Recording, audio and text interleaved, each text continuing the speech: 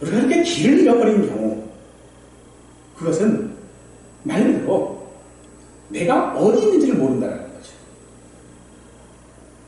우리 믿음의 자녀들이 어려움을 당하고 고난을 당하는 때를 보면 저 사람은 잘 믿었는데 왜 저런 고난이 오지? 저 사람 내가 봤을 때 정말로 믿음이 좋은 사람인데 믿음으로 살려고 그렇게 애를 쓰고 힘쓰고 하는 사람인데 왜 저 사람은 저렇게 어려운 일들이 끊이지 않는 거지? 그런 것들을 볼 때마다 오늘 우리 속에 들은 마음이 도대체 믿음이라는 게 뭘까? 라고 하는 생각들을 하게 되어지는 것이지. 하지만 사실 그것은 우리가 이 믿음이라고 하는 것을 잘못 생각하기 때문에 그렇습니다. 믿음은 속도가 아닙니다. 어떤 양이 아니라는 거죠. 그런데 우리는 그런 믿음을 그런 속도나 분량에만 관심을 가지고 있습니다. 정말로 우리가 알아야 되는 것은 그 믿음이 향하는 방향입니다. 오늘 우리의 믿음은 방향이 우리 믿음의 기준이어야 한다는 거죠. 오늘 도와드려 교회에 주신 말씀을 통해 우리의 그 믿음의 방향이 어디인지를 확인하고 그 믿음의 방향을 붙잡는 우리 모두의 믿음이 되기를 원합니다. 오늘 말씀은 요한계시록 2장 18절에서부터 29절까지의 말씀으로서 두아드리아 교회에 편지한 내용입니다. 두아드리아 지역은 소아시아의 경제 중심지로서 가죽 가공을 통하여 섬유 산업과 염색 산업이 발달해져 있었던 곳입니다. 사도행전에 나오는 루디아라고 하는 여집사가 있는데 그 루디아가 이곳 출신이기도 합니다. 또 이곳은 주석, 즉 청동을 생산하는 그런 곳이기도 했습니다. 또 이곳에는 아폴로와 아데미 신전이 있었던 곳이기도 합니다. 그러나 무엇보다도 이 두아드리아 지역의 특징은 경제와 종교가 서로 맞물려 있다는 겁니다. 즉, 이 지역은 경제와 종교를 떼어놓을 수 없고 이 두 가지가 함께 묶여져 있는 그런 경제 공동체로 이루어진 도시가 바로 이 두아드리아 지역이다라고 할 수 있습니다. 이 두아드리아 교회에 편지하신 이는 18절에 그 눈이 불꽃 같고 그 발이 빛난 주석과 같은 하나님의 아들이라고 소개합니다. 두아드리아가 어떤 곳인지 짐작할 수 있는 내용이지요. 두아드리아 교회 성도의 신앙생활은 19절에 보니 내 나중 행위가 처음 것보다 많도다라고 합니다. 그런데 다른 교회들과는 좀 다른 면이 하나가 있는데 그것은 그들이 어떤 어려움을 겪었다라고 하는 그런 말이 없이 곧바로 그들이 책망받고 있다는 것입니다. 20절을 보니 자칭 선지자라 하는 여자 이세벨을 내가 용납한 것이다. 용납한 이유 때문에 그들이 책망을 받고 있는데 이들은 회개할 기회가 있었으나 회개하지 않았고 주님께서 그들의 행위대로 갚아주신다라고 경고하십니다. 주님께서는 이스라엘의 행위를 따르는 자들은 사단과 깊은 관계가 있는 사람들이다라고 하십니다. 그러나 남은 자들이 있는데 그들에게는 26절에 이기는 자와 끝까지 내일을 지키며 철저를 가지고 만국을 다스리는 권세와 28절에 새벽별을 주신다라고 약속을 하고 있습니다. 믿음은 결과로 증명되는 것이 아닙니다. 양적인 분량을 얼마나 되느냐, 얼마나 빠르게 이루었느냐 하는 것이 믿음에 있어서는 중요한 것이 아니라는 것입니다. 중요한 것은 느리더라도 방향이 중요한 겁니다. 우리의 믿음이라고 하는 것은 성장하는 데 있어서 사실 멈추어져 있는 것처럼 굉장히 느립니다. 그 사실을 주님께서 오늘 우리들에게 말씀하고 있는 것이죠. 도안이라 교회가 받은 칭찬은 사실 성도라면 누구나 받고 싶은 칭찬일 것입니다. 19절에 보니 내 사업과 사랑과 믿음과 섬김과 인내가 처음 신앙생활을 시작할 때와 비교해 보니 더 성장했다, 더 진보했다 라고 말씀을 하시는 것이죠. 칭찬하시는 것이죠. 사람은 누구나 자기가 하는 일들에 있어서 진보해야 하는 것이 맞습니다. 성장해야 되는 것이 맞습니다.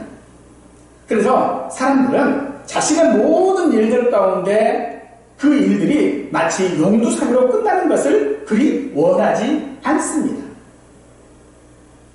그래서 이 두아디라 교회도 그런 것들 위해 용두사미가 되지 않기 위하여서 그들이 더 진보했는데 어떻게 이들이 이런 결과를 가져올 수 있었습니까? 우리가 이 경험을 통하여 알 수 있는 것은 보통 우리 믿음이 성장하려면 평안에서는 성장하기가 어렵습니다. 굴곡이 있어야 합니다. 평탄하게 믿음을 가진 사람은 사실 우리 주변에서 찾아보기가 어렵습니다. 믿음이 좋은 사람을 보면요, 그렇게 어려운 분이 많았어요. 그런데 반면에 그저 아무 어려움 없이 그냥 평탄하게 지내온 사람들은요, 믿음이 좋은 사람을 별로 제가 잘 못 본 것 같아요. 그런데 이 두아디라 교회는 그런 굴곡이 있는 그런 과정이 있다라고 하는 말이 없습니다.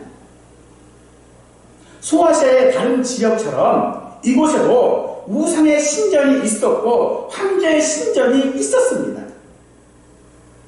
특히 이곳은 석유 산업이 굉장히 발달했고 염색 산업이 굉장히 발달했고 청동을 생산하는 그런 곳이었습니다. 다른 지역의 상황들과 사실 다 비슷해요. 그런데 이상합니다. 그들은 어떤 이유 때문에 그들의 신앙이 성장했다라고 말하고 있지 않다는 거죠. 분명 아무 이유 없이 그들의 신앙이 성장했을 리는 없을 것입니다.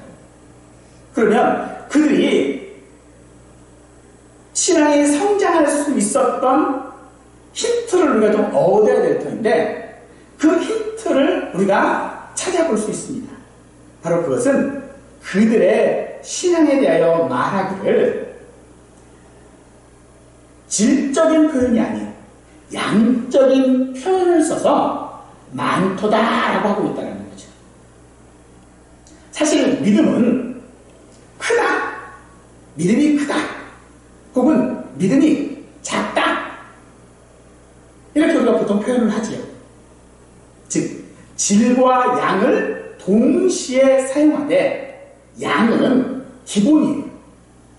그 기본에다가 이것이 성장했다라고 하는 표현을 할 때는 질적인 표현을 사용하고 있다는 거죠. 그런데 그런 질적인 표현을 기본이 되어지는 믿음을 양적인 표현으로 지금 하고 있는 거죠. 곧 이것은 그들이 외부적인 환경이나 어떤 조건에 의하여 성장했다라고 볼 수 있는 것이지요. 그렇습니다. 이 두아디라 교회의 신앙이 성장했다는 것은 외적으로 보이는 것이었다는 거죠. 외적으로 이들은 사랑도 있었고 믿음도 있었고 또 섬기는 일도 했으며 인내하는 것으로 보인다라고 말하는 것입니다.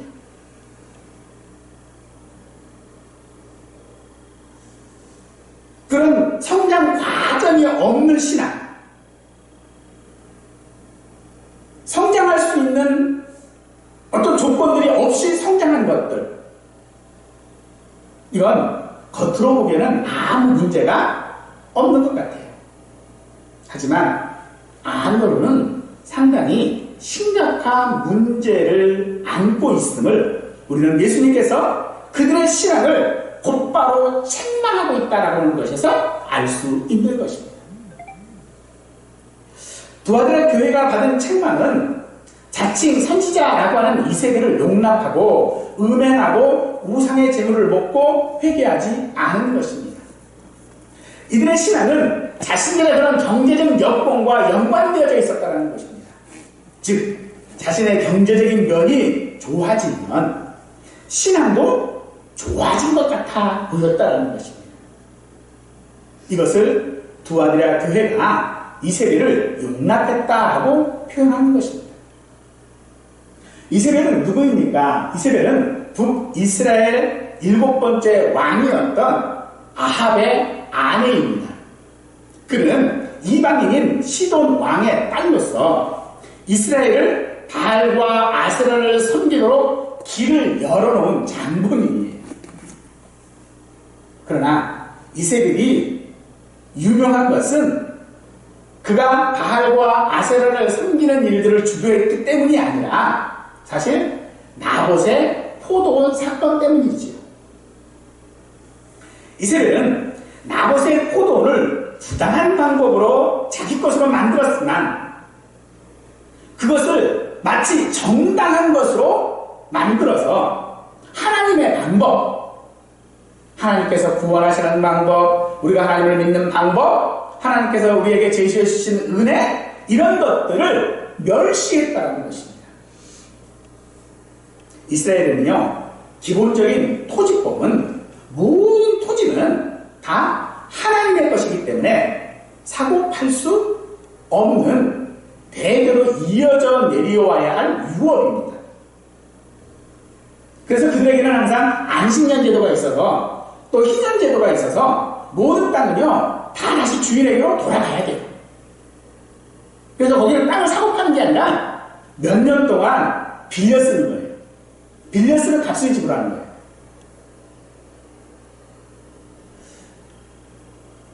그런데 열왕기상 21장에서 아합이 자기 왕궁 앞에 있는 나봇의 그 포도원이 갖고 싶은 거예요.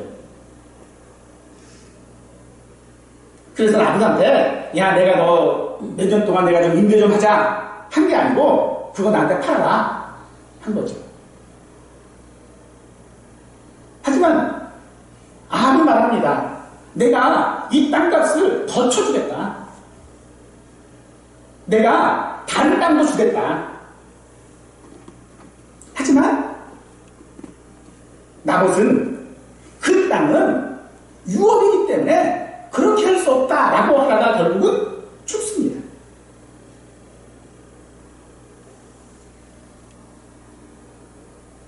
그런데 결국은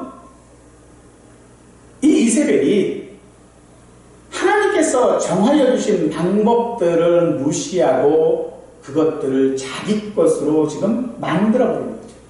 자기 힘과 권력을 가지고. 우리는 그것을 이세벨이라고 이야기하고 있는 것입니다. 두아드라 교회의 이세벨은 자칭 선지자라고 말하고 있습니다. 즉 공식적인 어떤 직책은 그가 없으나 그의 영향력은 상당했다는 것이죠. 그래서 사람들이 이세벨에게로 모여들었고 어느새 그는 가르치는 자리에까지 이른 것으로 보여집니다. 그는 하나님의 이름으로 하나님을 무시하고 하나님을 반대하는 것이었던 것입니다. 마치 신약시대에 주님께서 서기관들과 바리새인들에게 하신 말씀과 똑같습니다. 외식하는 서기관들과 바리새인들이여, 너희는 교인 한 사람을 얻기 위하여 바다와 육지를 두루 다니다가 생기면 너희보다 배나 더 지옥 자식이 되게 한도다. 이게 이세벨이었습니다. 즉 이세벨은 경제적인 어떤 동기로 우상 숭배와 연루된다라고 하는 것을 말하는 것이죠. 그러나 하나님은 모든 사람의 모든 것들을 아십니다. 그러기에 에레미야 선지자는 만물보다 거짓되고 심히 부패한 것은 마음이라 누가 능히 이를 알리오마는 나 여호와는 심장을 살피며 폐부를 시험하고 각각 그의 행위와 그의 행실대로 보응하시는 분이다 라고 말하고 있습니다. 그러기에 놀랍게도 하나님은 그런 우리들 회개를 모르고 경제적인 이유와 여러 가지 이유로 하나님을 배반하고 무상을 숭배하고 있는 우리를 향하여서 회개를 촉구하고 있는 것입니다. 주님은 불꽃과 같은 눈으로 우리의 뜻과 마음을 살펴주시는 분이십니다. 그러므로 우리의 신앙이라고 하는 것은 사실 우리 주변 환경과 동떨어져 있는 것은 아닙니다.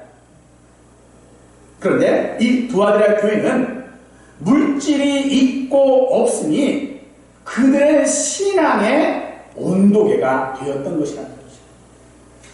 저 사람의 신앙이 좋으냐 믿음이 좋으냐 나쁘냐는 그들이 물질을 얼마나 가지고 있느냐 그것으로 결정됐다는 것이죠.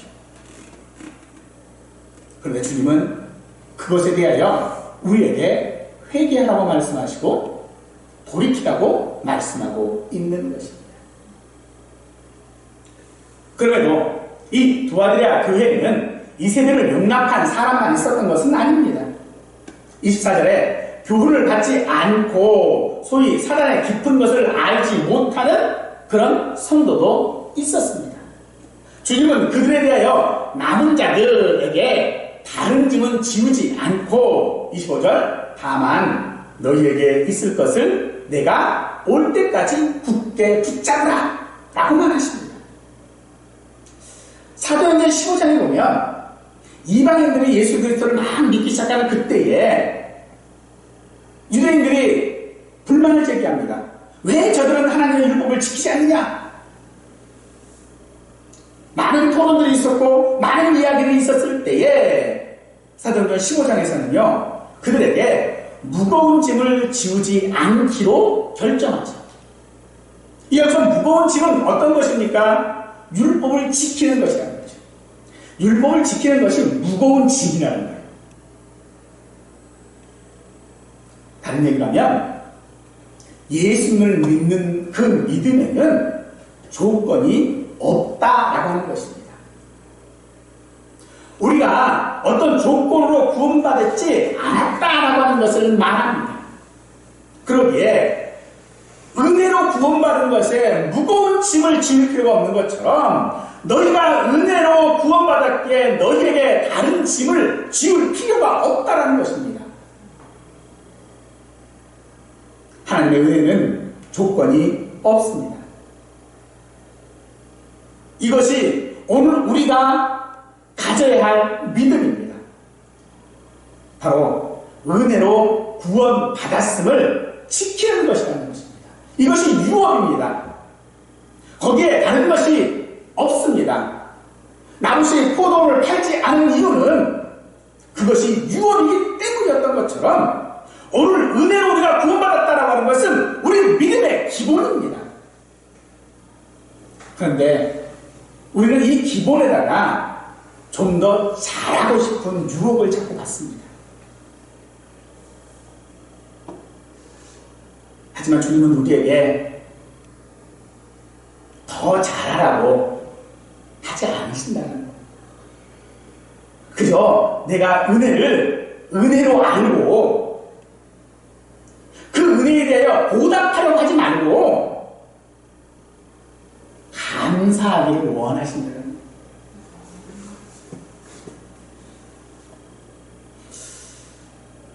가버나움이라는 곳에 왕의 신하 한 사람이 있었습니다. 근데 그의 아들, 아마도 매우 어린 아들이었던 것 같습니다.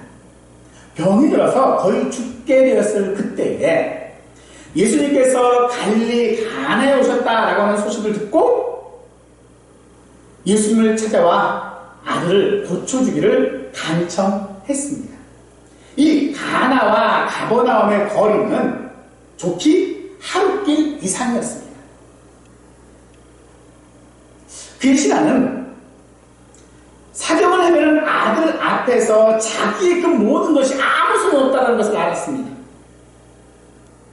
돈도 필요 없었고요. 지위도 필요 없었습니다. 그가 가버나움에서 가나로 가는 그 중간에 아름다운 풍경이 있었다면 그 풍경을 구경할 여유조차 그에게는 없었습니다. 그래서 그의 요청은 단도직입적이에요. 그는 자신의 지위나 재정적인 어떤 지원들이나 같은 그런 환경들이나 이런 것들에 대하여서 자기가 도우심을 받을 만한 가치가 있다라고 하지 않습니다. 그는 단지 그에게 와서 만약 주님께서 내 아들을 고쳐주시면 내가 이렇게 하겠습니다 라고 하는 말을 하지 않습니다. 이렇게 할 때라는 조건이 그는 붙지 않습니다. 오늘 우리가 붙잡아야 되는 것이 바로 그것입니다. 그런데 그에게도 한 가지 예수님에 대하여 모르는 것이 한 가지가 있었어요. 그에게 뭐라고 그랬냐면 내 아들이 죽기 전에 내려오소서라고 말하고 있어요. 조건이 붙어버렸어요. 당신에게 구원을 베풀 만한 능력이 있다면, 당신에게 믿음의 어떤 조건들이 있다면, 내가 지금 망가지기 전에, 내 사업이 망가지기 전에, 내 삶이 다하기 전에 내게 이렇게 해주십시오 라고 하는 믿음의 조건들을 내세웠던 것입니다. 사실 그렇지 않습니까? 예수님이 죽고 난 다음에, 그 아들이 죽고 난 다음에 예수님이 오신들 그게 무슨 소용이 있겠어요? 마리아와 마르다가 나사로의 죽음 앞에 오신 예수님을 향하여 한 원망이 그거 아니겠습니까? 예수님이 여기 계셨더라면, 예수님이 조금만 더 일찍 오셨더라면, 내 나사로가 죽기 전에 오셨더라면 이라고 그들이 막고 있지 않습니까? 오늘 우리의 믿음이 어쩌면 그런 믿음이라는 거죠. 이세벨의 교훈이 무엇입니까? 이세벨을 용납했다라고 하는 말이 바로 그 말입니다. 죽기 전에, 내 삶이 망하기 전에, 내가 병들어서 더 이상 치료받지 못할 그때가 되기 전에 하십시오. 하지만 예수님은요, 그에게 다른 말씀하지 않습니다. 너희가 이적이 없거나 어떤 기적이 없으면 도무지 믿지를 않는구나 라고 한탄하시면서도 주님은 그에게 말씀하실 때에 가라, 내 아들이 살았다 라고 말씀하시지. 가라, 내 아들이 살았다.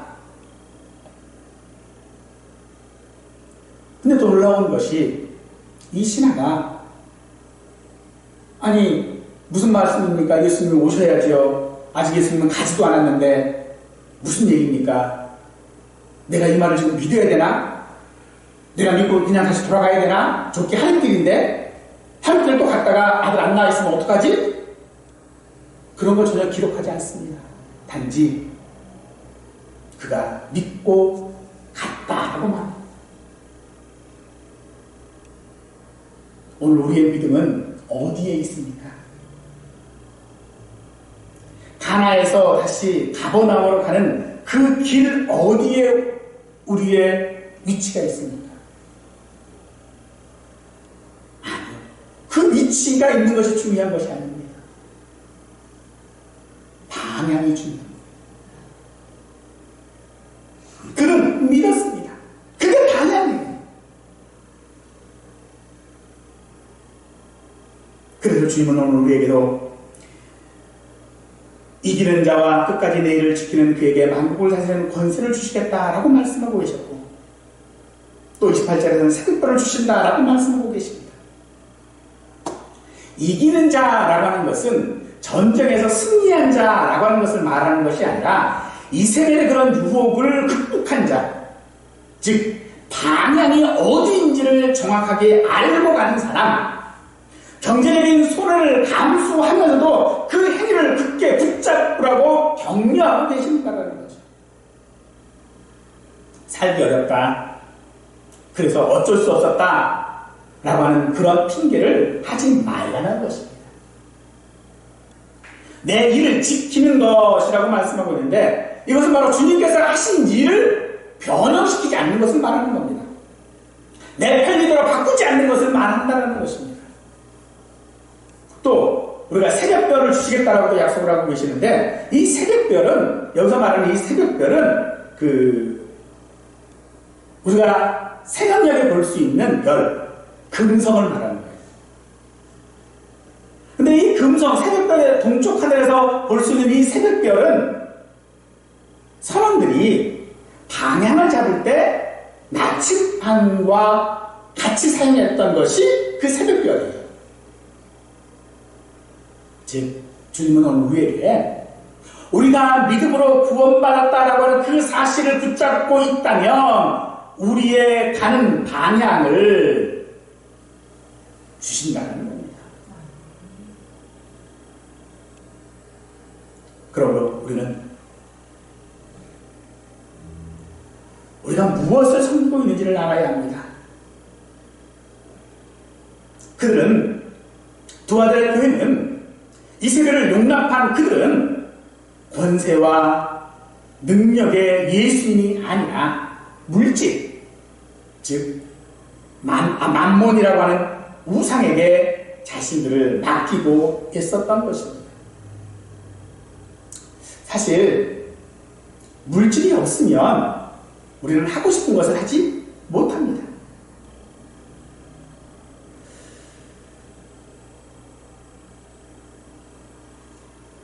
주님께서 우리가 하고 싶은 것을 하지 못하기를 원하시는 것은 분명 아닌 것입니다. 부유하다라고 하는 것,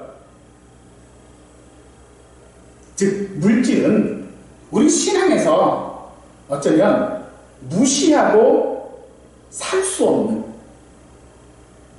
그런 것이겠죠. 그냥 믿음만 붙잡고 나 사랑한다 라고 하기가 참 어려운 것이 이 물질입니다. 게다가 주님께서는 그런 우리의 사정을 다 안다라고 하시면서도 도무지 그것을 믿을 만한 어떤 일들을 우리에게 보여주시지 않습니다. 주님은 우리에게 이 땅에서 너는 행복한 삶을 살 거야 라고 전혀 약속하시지를 않습니다. 그러면서도 우리에게 말씀하시지. 이기는 자와 내일을 지키는 자에게 권세를 주겠다. 새벽별을 주시겠다라고 말씀하고 계시는 것처럼 히브리서 13장 5절에서는 돈을 사랑하지 말라. 돈을 사랑하지 말고 있는 바를 족한 줄로 알라. 그가 친히 말씀하시기를 내가 결코 너희를 버리지 아니하고 너희를 떠나지 아니하리라 라고 하십니다. 사랑하는 성도 여러분, 이 말씀을 굳게 붙잡기를 간절히 축원합니다. 네. 주님께서 우리에게 돈이 없다라고 하는 것을 알고 계셔요. 우리가 그 물질이 없으면 이 땅에서 살아가기 어렵다는 거 알고 계십니다. 그래서 우리에게 그래 내가 살아갈 수 있도록 내게 물질을 주겠다, 돈 주겠다라고 말씀하시지 아니하시고 말씀하시기를 내가 너를 버리지 아니하고 너를 떠나지 아니하겠다라고 하신다는 겁니다. 우리가 붙잡은 그 길, 그저 믿고 가는 길을 주님은 우리를 그 길로 그냥 홀로 보내시지 아니하시고 우리와 함께 하신다는 말합니다. 상황에 따라서 함께 하지 않는 것이 아니라 언제나 함께 하신다고 말합니다. 내가 믿음이 좋다고 생각될 때 그때만 나랑 함께 하시고 내가 슬플 때는 나를 떠나 계시고 그렇게 하지 않는다고 말합니다. 언제나 주님께서 우리에게 하는 것이 나를 감시해서 뭐 잘못하는 것 없나, 뭐 벌 줄 거 없나, 그거 살피기에 우리와 함께 하시는 건 아닙니다. 우리가 하고 싶은 일들, 그 일들을 방해하려고 우리와 함께 하시는 것 아닙니다. 주님이 우리와 함께 하시는 이유가 뭡니까? 우리 믿음을 붙잡게 하기 위해서입니다. 그래서 어디로 가야 하는지 너무나도 우리에게 직접적으로 말씀하십니다. 우리가 붙잡아야 하는 것은 오직 말씀입니다. 이 세계를 용납한 사람들은 자신이 이루고자 하는, 자신이 가야 되는 그 속도에 못 이겨서 방향을 잘못 잡고 있는 것입니다. 주님은 우리에게 속도가 아니라 방향을 잡으라고 말씀하십니다.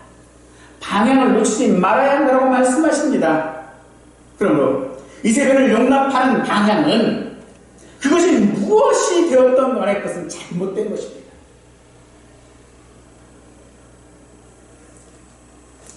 우리의 은혜에 대하여서 우리가 받은 그 은혜에 대해서 내가 보답할 것 찾지 마십시오. 은혜는 은혜입니다. 내가 이 땅에서 물질로 어떤 외형적으로 이룬 것이 아무것도 없다 할지라도 주님께서 우리에게 주신 은혜는 취소되지 않습니다. 내가 이 땅에서요 모든 사람들의 멸시를 받는다 할지라도요 주님이 나에게 주신 은혜는 취소되지 않습니다.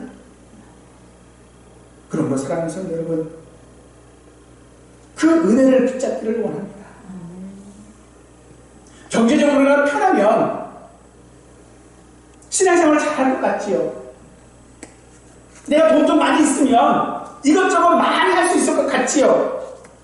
그런데 왜 그거 해요? 보답하려고. 주님은 우리에게 보답하시는 것이 아닙니다. 주님은 우리에게 새벽별처럼 우리의 방향이 되어주시는 줄 믿으시기 바랍니다. 그 방향을 잃어버리지 말고 우리와 함께 하시는 그 주님을 붙드시기 바랍니다. 주님이 우리의 모든 삶 가운데에 나와 함께 하십니다. 우리와 함께 하시는 주님을 믿고 천국을 소망하는 우리 모두가 되기를 간절히 축원하겠습니다.